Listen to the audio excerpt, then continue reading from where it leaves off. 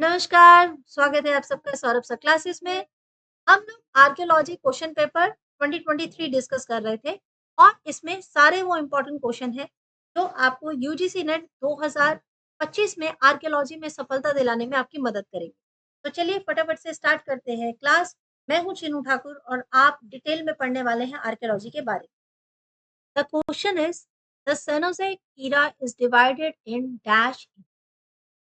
ये question repeat आने वाला क्वेश्चन है, बार-बार पूछा जाता है कि सेंसुइक ईरा को कितने इपोक में डिवाइड किया गया है?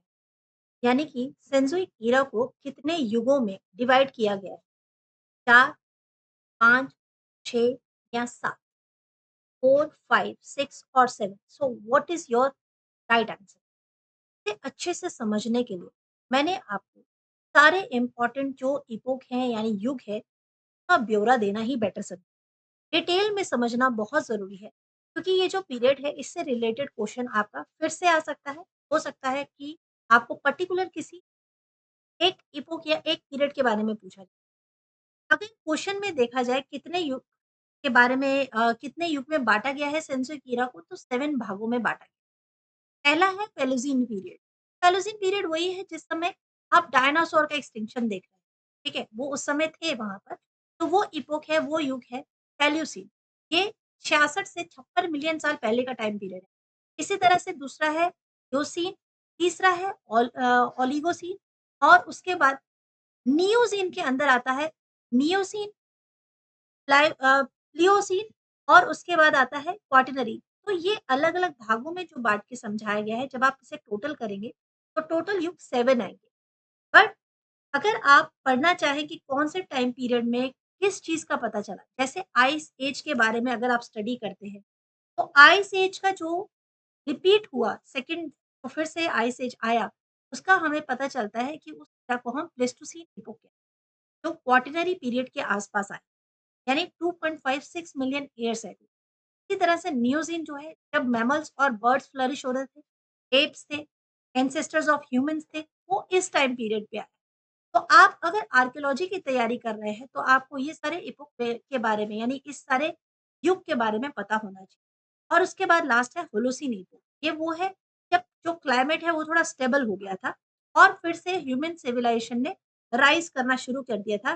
जब एग्रीकल्चर, सिटीज़ वगैरह वो डेवलप होने लगी, तो वो होलोसीन इपोक यानी होलोसीन युग में आपका फ्लरिश हुई है। इस तरह से आपको ये सारे पीरियड्स के बारे में जानकारी होनी चाहिए। ठीक है जी? चलिए, अब अगले प्रश्न की तरफ चलते हैं जो नेक्स्ट इम्पोर्टेंट क्वेश्चन है। देख लेते हैं नेक्स्ट क्वेश्चन हम क्या डिस्कस करने वाले हैं। Who was the last Kushan ruler to issue bilingual coins bearing Greek and Kharosthi legends? Bharat के मैप में जो आपका नॉर्थ वेस्ट का इलाका है देखते हैं आप, ठीक है? जो आप मैप में देखेंगे आपका ये पूरा एरिया, यहाँ पे गांधार, ठीक है? नॉर्थ वेस्ट का एरिया, ये सारे एरिया पे एक टाइम पीरियड में कुषाणों का राज रहा है। कुषाण डायनेस्टी का राज रहा है। यदि इसके फाउंडर के बारे में पूछा जाए तो आपका आंसर होगा कुजलू। कुजला काटफिसेस। यहाँ पर थोड़ा-सा शायद अ, टाइपिंग मिस्टेक हो सकता है। क्वेश्चन पेपर ये तो एक्चुअल क्वेश्चन पेपर ही है, ठीक है?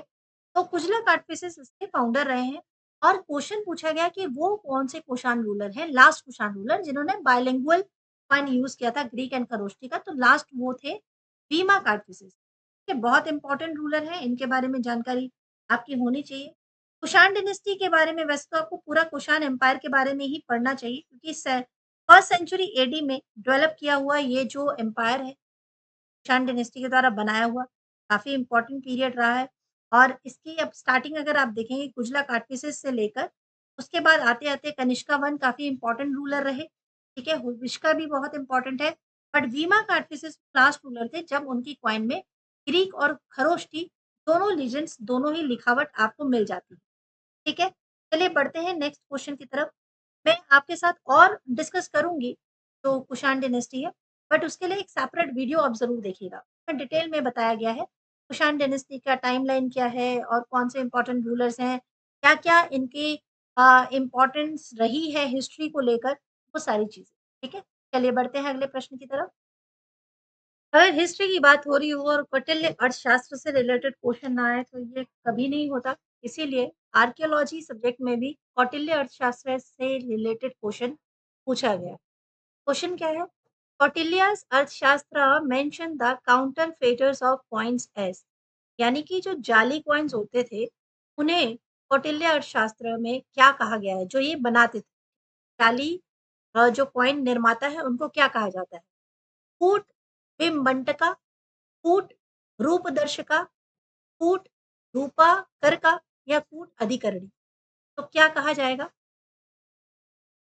तो इसका राइट आंसर होगा कूट रूपाकरका। ठीक है? कूट रूपाकरका का मतलब है एक ऐसे जो लोग हैं जो काउंटरफेटर्स बनाते हैं या जाली कॉइन बनाते हैं। बिल्कुल ध्यान रखिएगा, कोई भी कन्फ्यूजन नहीं होनी चाहिए, ठीक है? क्योंकि कौटिल्य अर्थशास्त्र से रिलेटेड काफ़ी क्वेश्चन बनते हैं। सारे क्वेश्चंस को आप नोट डाउन करते रहिएगा, कौन-कौन सी पोस्ट के बारे में क्वेश्चन आ रहा है, ठीक है? नेक्स्ट क्वेश्चन है आपका, Dhauli rock edict of Ashoka is in. तो धौली रॉक एडिक्ट है अशोका का, काफ़ी पॉपुलर ये धौली रॉक एडिक्ट है, ये कहाँ पर है?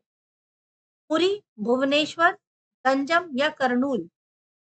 धौली रॉक एडिक्ट जो अशोका का है वो कहाँ पर है? ये भी वैसे कॉमन क्वेश्चन है, कई बार पूछा गया है, बट जो पहली बार तैयारी कर रहे हैं, शायद वो उसका आंसर गलती कर जाए। तो Bhubaneswar is the right answer, because Orissa में है भुवनेश्वर, इस बात को ध्यान रखिएगा। And this is the uh, I would say it's a several across sites, but it this site is really important because Indian subcontinent जहाँ पर ज़्यादातर आपको अशोका के एडिक्ट्स मिलते हैं पूरे भारत में, उसमें भुवनेश्वर एक ऐसी साइट है जहाँ पर not only Ashoka addict but other जो आपको एंशिएंट हिस्टोरिकल मॉन्यूमेंट्स हैं, इवेंट्स हैं, वो भी यहाँ पर मिल जाते हैं और भी यहाँ पर आपको इम्पोर्टेंट साइट्स मिलती हैं भुवनेश्वर पे, इम्पोर्टेंट टेम्पल्स मिलेंगे, ठीक है?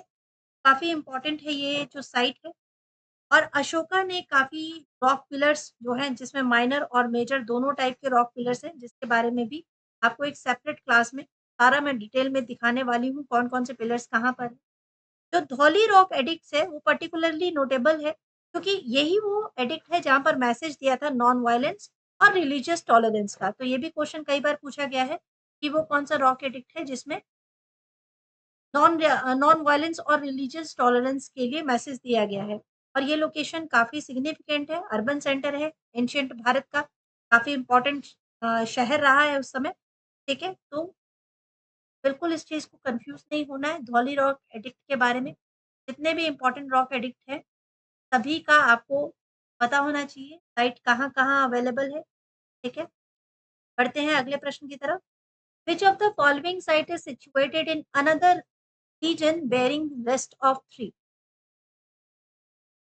ओके, ये जो नीचे ऑप्शंस दिए हैं आपको, उसमें सिंपल पूछा गया है कि 3 साइट हैं जो आस-पास है, बट एक साइट है जो बाकी तीनों से भिन्न है, बाकी तीनों से अलग है।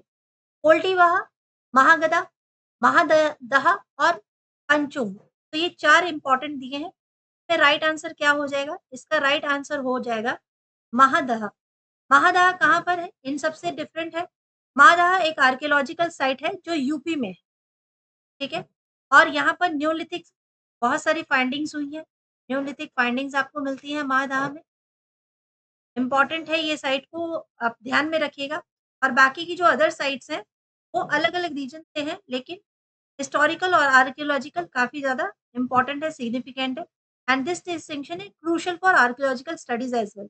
ये सारी चीज़ें आपको ध्यान रखनी है। बस मादा जो है वो डिफरेंट रीजन में है, बाकी 3 जो साइट्स हैं उनसे, ठीक है? चलिए अगले क्वेश्चन की तरफ बढ़ते हैं। ओके, चलिए बढ़ते हैं नेक्स्ट क्वेश्चन की तरफ।